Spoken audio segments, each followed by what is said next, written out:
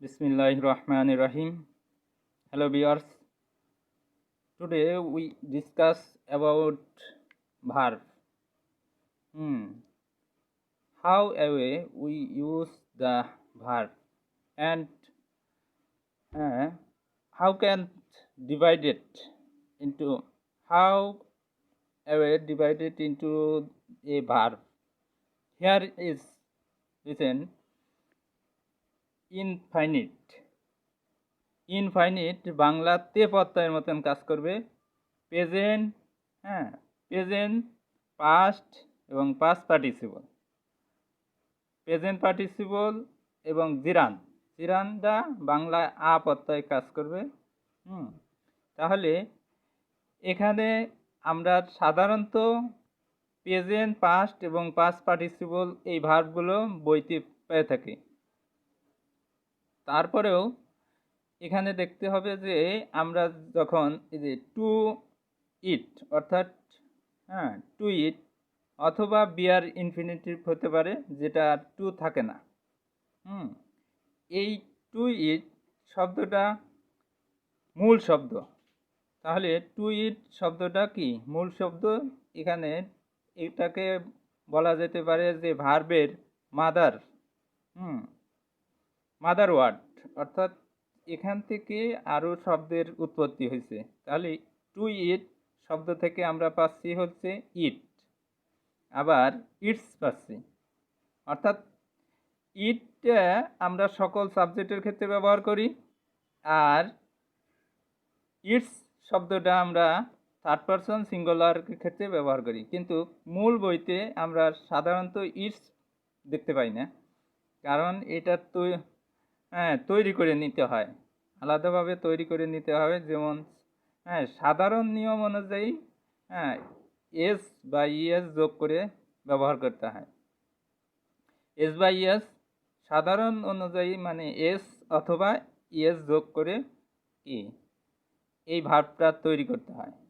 অর্থাৎ third person singular subject যখন হবে তখন ভার্ব হবে এস বা ইএস যোগ হবে, অর্থাৎ প্রেজেন্ট ফর্ম, প্রেজেন্ট ইনডিফিনিট টেন্সে আমরা সাধারণত এইভাবে ব্যবহার করি।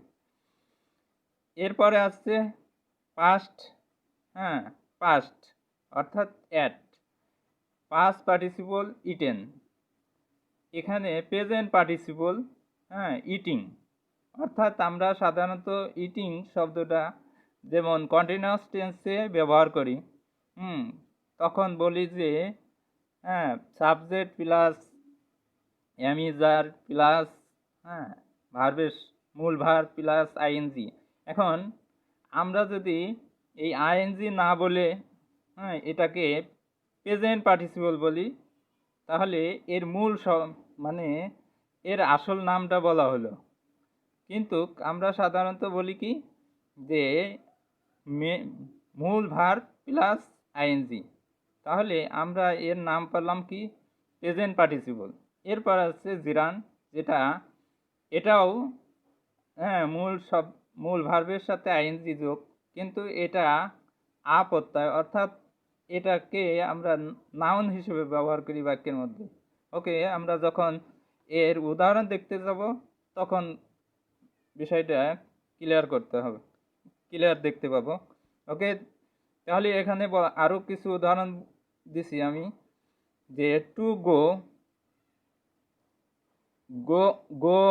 গোস, ওয়েন, গন, গোয়িং, গোয়িং।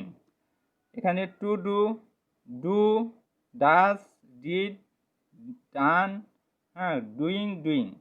ওকে, তাহলে আমরা এখন উদাহরণে যাচ্ছি। তাহলে আমরা যখন বলবো যে আমি ঢাকা যেতে চাই, তাহলে কি লিখতাম? আমি ঢাকা যেতে চাই, এখানে আমরা লিখতাম যে I want to go to Dhaka. I want to go to Dhaka, I want to go to Dhaka. এখানে এই টু গো শব্দটা কি ইনফাইনিট। টু গো শব্দটা ইনফাইনিট। এখানে এটা মেন ভার্ব। আই ওয়ানটা হচ্ছে মেন ভার্ব এবং টু গো এটা হলো ইনফিনিট। এ নিজে কাজ করতে পারছে না। হুম মূল ভার্ব ছাড়া এটা ফাইনিট ভার্ব, অর্থাৎ এখানে ফাইনিট এবং নন ফাইনিট উদাহরণ বলা যেতে পারে যে ফাইনিট ভার্ব ছাড়া নন ফাইনিট ভার্ব কাজ করতে পারছে না। তাহলে বলা যেতে পারে যে I want to go to Dhaka. এখানে আই ওয়ান্ট, আমি চাই, টু গো যেতে, টু ঢাকা ঢাকার।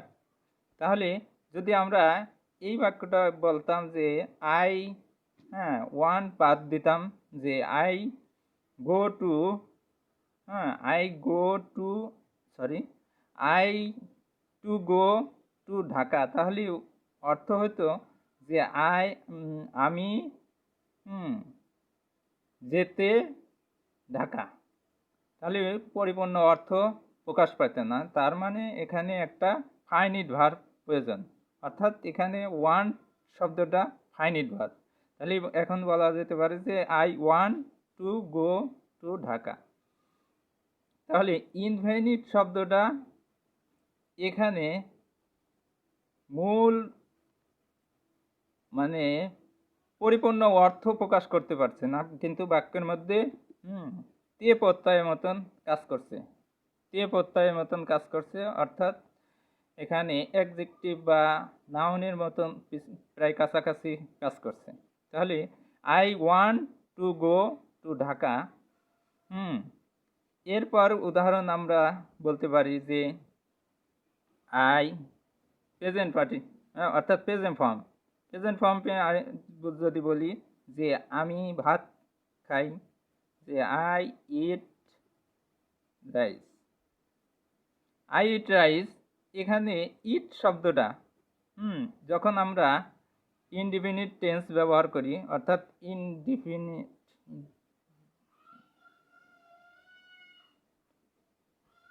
প্রেজেন্ট ইনডিফিনিট টেন্স ব্যবহার করি তখন আই ইট ব্যবহার করি।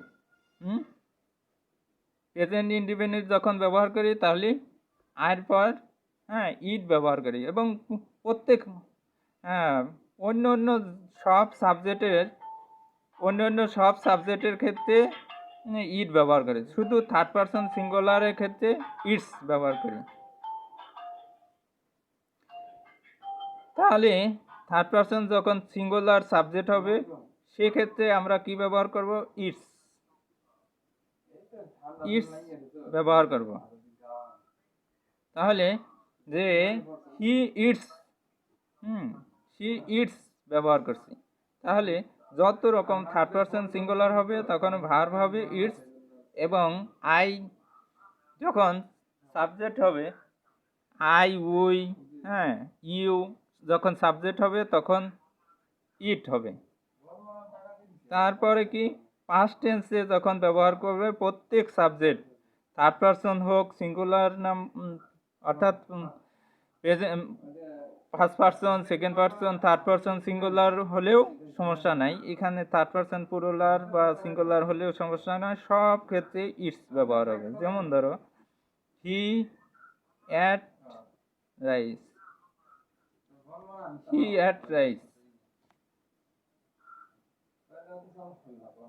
তাহলে হি অ্যাটস রাইস, এখানে যদি উই অ্যাট রাইস বলতাম তাতেও দোষের কিছু ছিল না। তাহলে উই অ্যাট রাইস অথবা হি অ্যাট রাইস দুটোই বলা যেতে পারে।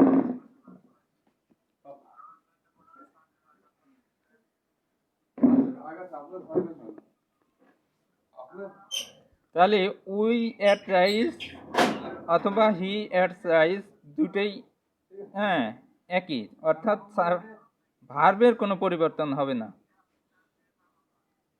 এরপর আসছে যে আমরা পাস্ট পার্টিসিপলের সাধারণত আমরা পারফেক্ট টেন্সে ব্যবহার করি।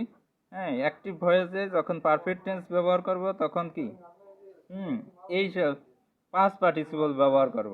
তাহলে আমরা একটা উদাহরণ দিতে পারি যে we has we have eaten rice. We had eaten rice, এখানে হ্যাভটা হচ্ছে অক্সিলারি ভার্ব।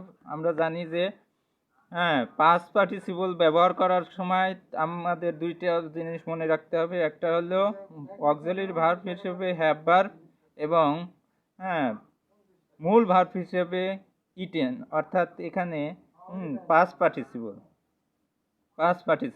এবং এখানে অক্সিলারি ভার্ব হিসেবে হ্যাভ। তাহলে এখানে যদি থার্ড পারসন সিঙ্গুলার হইতো, থার্ড পারসন সিঙ্গুলার হলে কিন্তু আবার হ্যাজ হইতো, হ্যাজ ইটেন, অর্থাৎ এটা প্রেজেন্ট পারফেক্ট। প্রেজেন্ট পারফেক্টের ক্ষেত্রে আমরা এটা ব্যবহার করছি। যদি পাস্ট টেন্স হতো,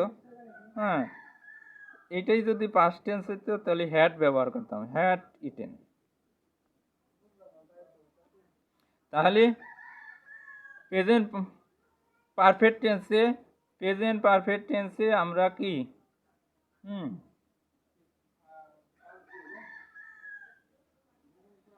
প্রেজেন্ট পারফেক্ট টেন্সে আমরা কি ব্যবহার করছি? হ্যাভ ইটেন অথবা হ্যাজ ইটেন, অর্থাৎ থার্ড পারসন সিঙ্গুলার হলে হ্যাজ হবে, আর first person, second person, third person plural হলে হ্যাভ হবে। তাহলে উই হ্যাভ ইটেন রাইস, আর এখানে হি হ্যাজ ইটেন। আরেকটা হচ্ছে যদি পাস্ট পারফেক্ট হয় তাহলে সকল সাবজেক্টের ক্ষেত্রেই হ্যাড হবে। সকল সাবজেক্টের ক্ষেত্রে কি হ্যাড হবে? এখানে উই হ্যাড ইটেন রাইস,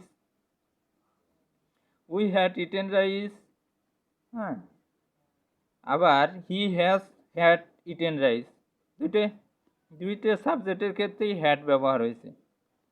আরেকটা জিনিস হচ্ছে আমরা এখানে এই পাস্ট পার্টিসিপলটা আমরা দুইভাবে ব্যবহার করি। একটা হচ্ছে অ্যাক্টিভ ভয়েস, অর্থাৎ অ্যাক্টিভ ভয়েসে এই পারফেক্ট টেন্সে ব্যবহার করি। অ্যাক্টিভ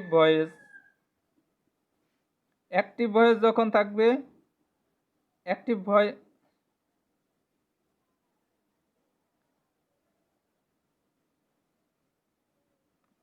ভয়েস যখন থাকবে তখন হবে পারফেক্ট টেন্স।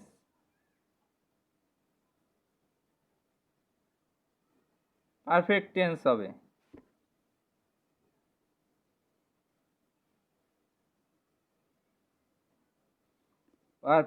পারফেক্ট টেন্স হবে। কিন্তু প্যাসিভ ভয়েস হলে তখন যদি প্যাসিভ হয়,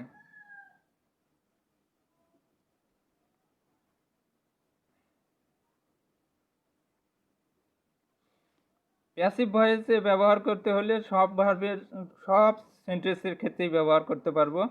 অর্থাৎ অ্যাক্টিভ ভয়েসে যখন আমরা এই পাস্ট পার্টিসিপল ব্যবহার করব, অর্থাৎ পাস্ট পার্টিসিপল যখন ব্যবহার করব অ্যাক্টিভ ভয়েসে, তখন পারফেক্ট টেন্স ধরে নিতে হবে যে সেটা অবশ্যই পারফেক্ট টেন্স আছে।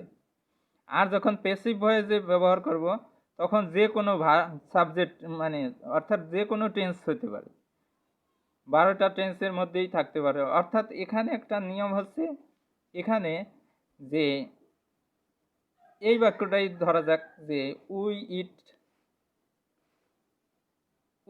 রাইস, এই বাক্যটা বলি যে উই ইট রাইস, এটা কিন্তু present indefinite tense. Present indefinite tense এটাকে আমরা যখন প্যাসিভ করব তখন লিখব কি রাইস ইজ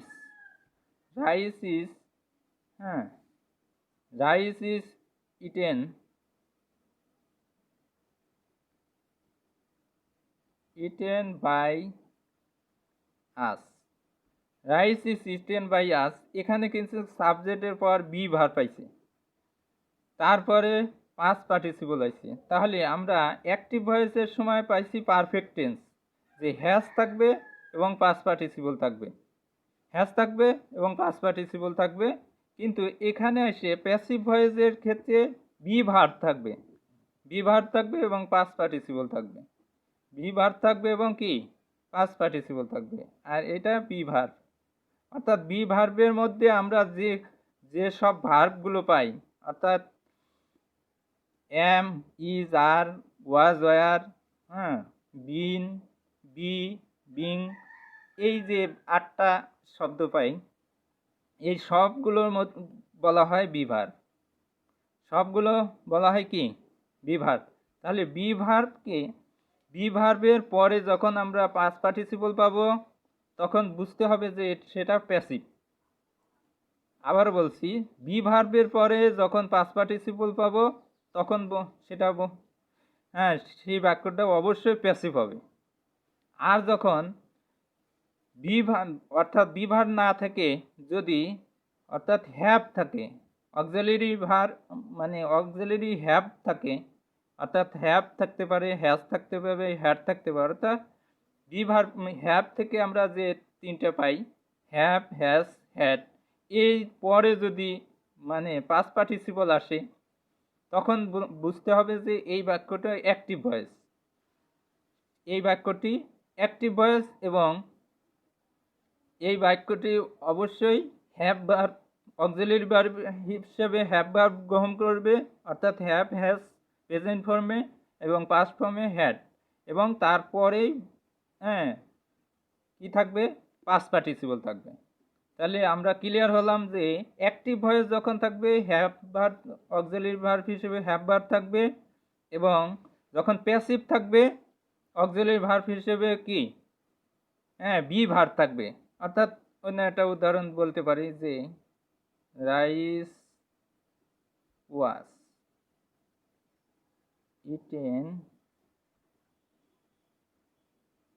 ইটেন বাই আচ্ছা আস। তাহলে এই ক্ষেত্রে আমি পাস্ট টেন্স করছি, অর্থাৎ ওয়াজ দিছি।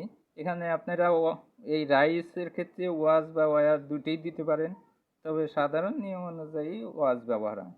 আচ্ছা, এখানে rice was eaten by me, হ্যাঁ, এখানে কিন্তু এই প্রথম বাক্যটা প্রেজেন্ট ফর্ম ছিল, এই জন্য আমি এখানে ইজ ব্যবহার করছি, এখানে পাস্ট টেন্স, এই জন্য ওয়াজ ব্যবহার করছি।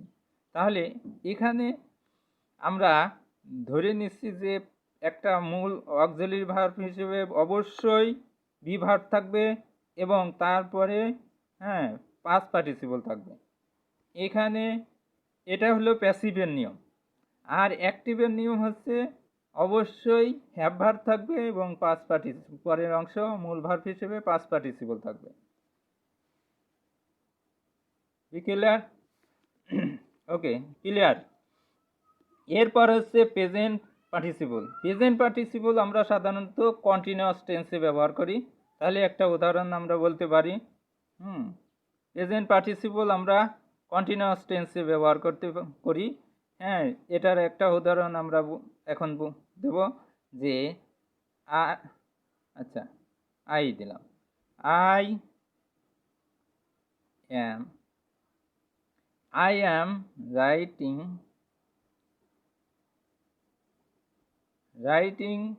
a letter. I am writing a letter. এখানে I am writing a letter এখানে পাস্ট প্রেজেন্ট পার্টিসিপল হচ্ছে হ্যাঁ রিটিং, হ্যাঁ রাইটিং এবং বি ভার্ব হচ্ছে am, বি ভার্ব হচ্ছে am। তাহলে প্রেজেন্ট কন্টিনিউয়াস টেন্সের গঠন অনুযায়ী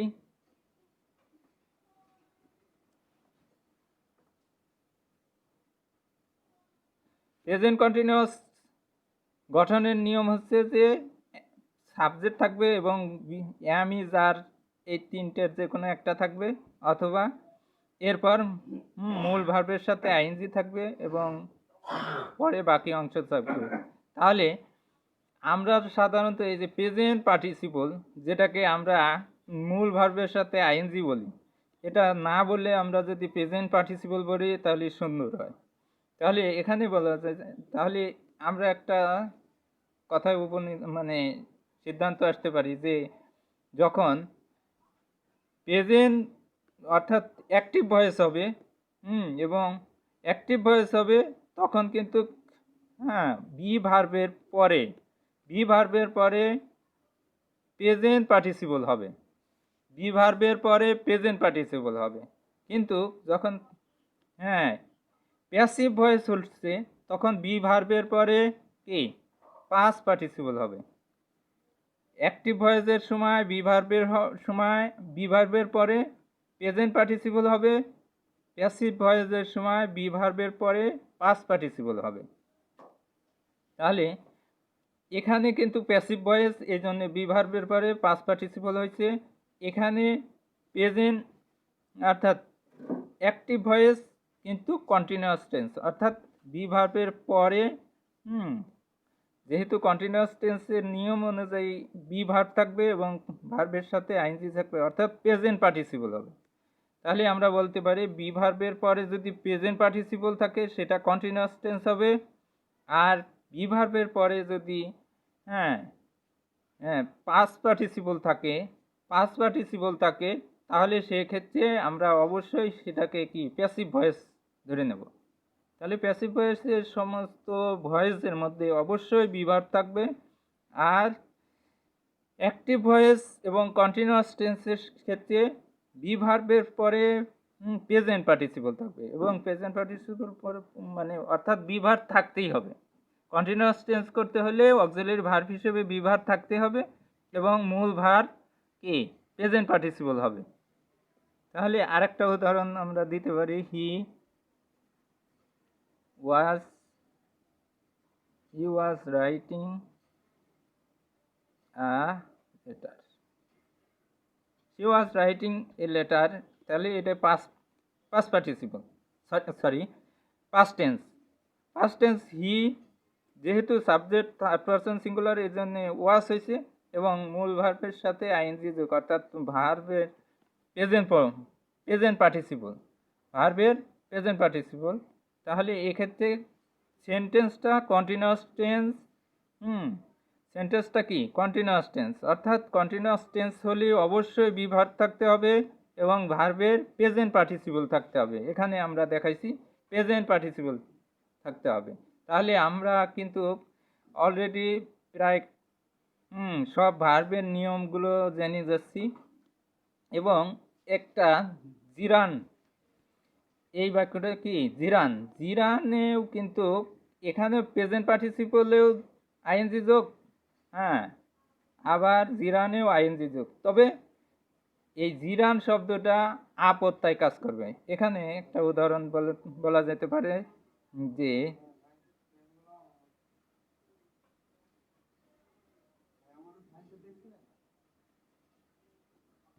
swimming is a good exercise. তাহলে swimming is a good exercise. Swimming is a good exercise, এখানে সুইমিং শব্দটা নাউন করা হয়েছে, এবং swimming is a good exercise, সুইমিংটা যে একটা ভালো ব্যায়াম সেটা বোঝাইছে। তাহলে মানে আপত্তায় কাজ করছে যে সুইমিং যেটা নাউন হিসেবে ব্যবহার করছে। তাহলে যখন বাক্যে আইএনজি যোগ করে মূল ভার্বের সাথে আইএনজি যোগ করে নাউন করা হবে তখন সেটা জিরান হবে। তাহলে swimming is a good exercise, sleeping is a bad exercise, এভাবে বলা যেতে পারে। আমরা হয়তো অবশ্যই বলা যেতে পারে যে আমরা ক্লিয়ার হয়েছি। তার মানে আমরা আর একবার দেখতে পারি যে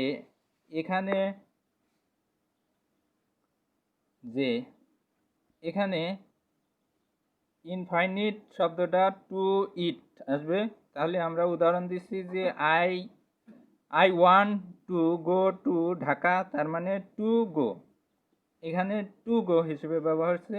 তার মানে এই বাক্যটা গঠন করার জন্য অবশ্যই আগে একটা কি মূল ভার থাকবে, যেটা ফাইনিট ভার, ফাইনিট স্বকীয় ভার থাকবে।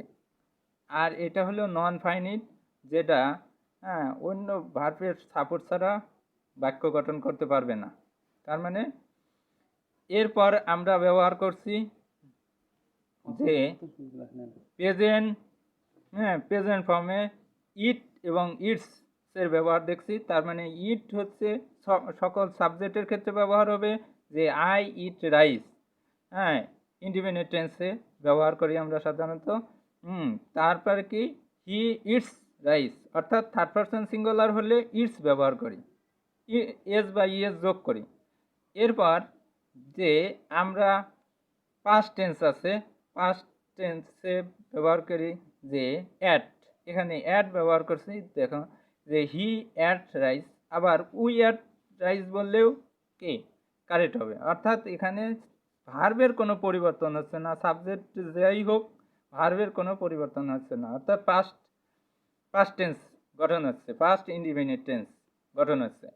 এরপর আমরা আলোচনা করছি যে প্রেজেন্ট পার্টিসিপল। প্রেজেন্ট পার্টিসিপলে উই হ্যাভ ইটেন রাইস, এখানে একটা শর্ত হচ্ছে এই পাস্ট পার্টিসিপল যখন ব্যবহার করবেন তার আগে অবশ্যই কি হ্যাভ থাকবে, অর্থাৎ হ্যাভ ভার্বের এই তিনটা ফর্মেই থাকবে, হ্যাভ, হ্যাজ, হ্যাড। অর্থাৎ সাবজেক্ট অনুযায়ী এগুলো চেঞ্জ হবে। We have, he has. তারপরে এখানে বলা যাচ্ছে যে অক্সিলারি ভার্ব হিসেবে অবশ্যই হ্যাভ থাকবে এবং তারপরে পাস্ট পার্টিসিপল থাকবে। এটা পারফেক্ট টেন্স গঠনের নিয়ম। এরপর যদি এটা হচ্ছে অ্যাক্টিভ ভয়েসের ক্ষেত্রে, যদি প্যাসিভ ভয়েস হয় তারপরে এই যে পাস্ট পার্টিসিপল গঠনের নিয়ম হচ্ছে যে সাবজেক্ট থাকবে এবং তারপরে বি ভার্ব থাকবে, সাবজেক্ট থাকবে এবং বি ভার্ব থাকবে, এরপর ভার্বের পাস্ট পার্টিসিপল থাকবে। অর্থাৎ এটা প্যাসিভ। যখন প্যাসিভ করব পাস্ট পার্টিসিপল ব্যবহার করব, কিন্তু তার আগে অবশ্যই কি বি ভার্ব থাকবে। আরেকটা নিয়ম হচ্ছে যে আমরা যখন প্রেজেন্ট পার্টিসিপলের গঠন হচ্ছে I am writing a letter. I am writing a letter, এখানে এই রাইটিং শব্দটা প্রেজেন্ট পার্টিসিপল, রাইটিং শব্দটা প্রেজেন্ট পার্টিসিপল এবং তার আগে অবশ্যই বি ভার্ব হয়েছে। অর্থাৎ কন্টিনিউয়াস টেন্স, অ্যাক্টিভ ভয়েসে কন্টিনিউয়াস টেন্স গঠন করার যে নিয়মগুলো, সেটা হচ্ছে সাবজেক্ট থাকবে, অ্যাম ইজ আর অথবা ওয়াজ ওয়্যার থাকবে এবং এরপরে মূল ভার্বের সাথে আইএনজি। অর্থাৎ এই শব্দটাকে আমরা আইএনজি না বলে, মূল ভার্বের সাথে আইএনজি না বলে কি বলবো, প্রেজেন্ট পার্টিসিপল। কি বলবো, প্রেজেন্ট পার্টিসিপল। অর্থাৎ সাবজেক্টের অর্থাৎ এই প্রেজেন্ট পার্টিসিপলের পূর্বে অবশ্যই বি ভার্ব ব্যবহার করব। সাবজেক্টের পর am is are, was wire এগুলো ব্যবহার করব এবং তারপরে প্রেজেন্ট পার্টিসিপল ব্যবহার করব। এটা হচ্ছে কি নিয়ম, হচ্ছে কন্টিনিউয়াস টেন্সের গঠনের নিয়ম। এরপর আমি আরেকটা উদাহরণ দিচ্ছি যে জিরানের উদাহরণ হচ্ছে যে নাউনের মতন কাজ করবে। যে swimming is a good exercise, এখানে সুইম শব্দটা নাউন, এর সাথে আইএনজি যোগ করে এটাকে নাউন করা হয়েছে। সুইম শব্দটা ভার্ব এবং আইএনজি যোগ করে এটাকে নাউন করা হয়েছে, যেটা সুইম শব্দটা এখন নাউনের মতন কাজ করছে। তার মানে swim is a good exercise, এখানে সুইমিং শব্দটা যে সুইমিং যে অর্থাৎ সাঁতার কাটা যে এটা ভালো ব্যায়াম সেটা বোঝাচ্ছে, অর্থাৎ এখানে নাউনের মতন কাজ করছে। Sleeping is a bad exercise, তাহলে এখানে স্লিপিং শব্দটা নাউন হিসেবে ব্যবহার করছে, যেটা বাংলা আপত্যার মতন কাজ করে। Okay, thank you. I discuss about the class next time in clearly. Okay, thank you. Assalamu alaikum.